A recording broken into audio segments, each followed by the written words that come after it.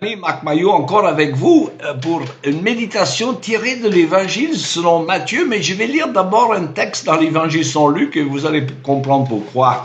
Dans l'Évangile selon Luc, au chapitre 7, au verset 29 et 30, nous lisons « Tous les gens du peuple et tous les collecteurs d'impôts qui ont écouté le message de Jean-Baptiste et se sont fait baptiser par lui ont reconnu que Dieu est juste. » Mais les pharisiens et les enseignants de la loi qui ont refusé de se faire baptiser par lui ont rejeté la volonté de Dieu à leur égard.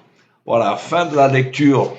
Tout le monde reconnaît que l'évangile selon Matthieu fut écrit par le disciple Lévi, qui était collecteur d'impôts justement, et que le Seigneur Jésus a appelé à son service pendant son ministère terrestre. Ce n'est pas étonnant que Jésus ait appelé quelqu'un qui avait sans doute l'habitude de tout noter dans son travail, afin qu'il utilise sa formation professionnelle pour tout noter à propos de l'évangile dont l'information serait infiniment plus importante qu'une liste de noms de gens qui devraient de l'argent pour leurs impôts.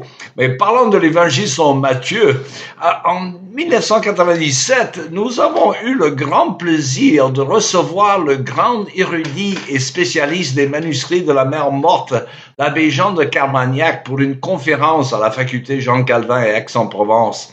Et alors, à cette époque, il y a 48 ans, il avait partagé avec nous sa conviction que l'évangile selon Marc et Matthieu, clairement destinés aux Juifs, furent écrits d'abord en hébreu avant d'être traduits en grec. Alors, ce grand linguiste, qui était l'abbé de Carmagnac, a raconté comment il a eu cette conviction quand il était en convalescence suite à une maladie. Il s'était amusé à traduire l'évangile de Marc de grec en hébreu. Il nous disait que c'était trop facile, comme si toutes les difficultés que l'on rencontre dans la traduction avaient déjà été traitées et éliminées, pour ainsi dire.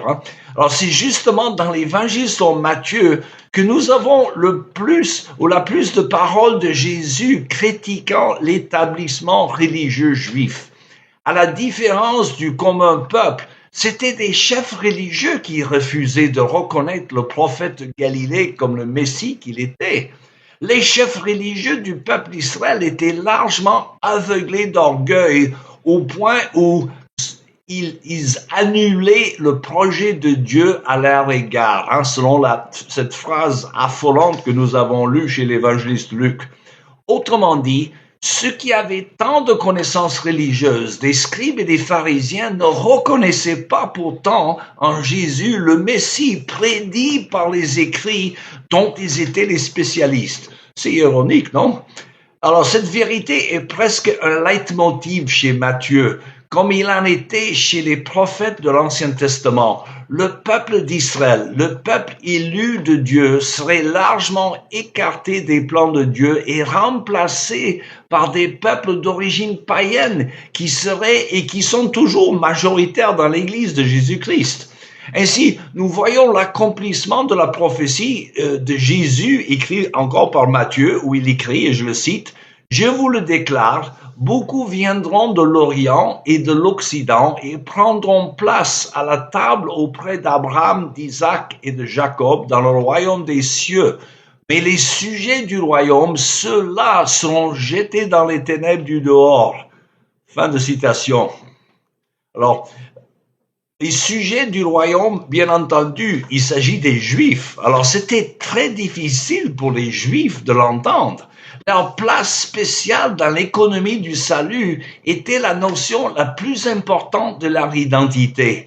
Il en est de même pour le monde occidental actuel, jadis privilégié par rapport à l'Évangile, mais qui a largement rejeté cette foi qui faisait sa force et sa gloire.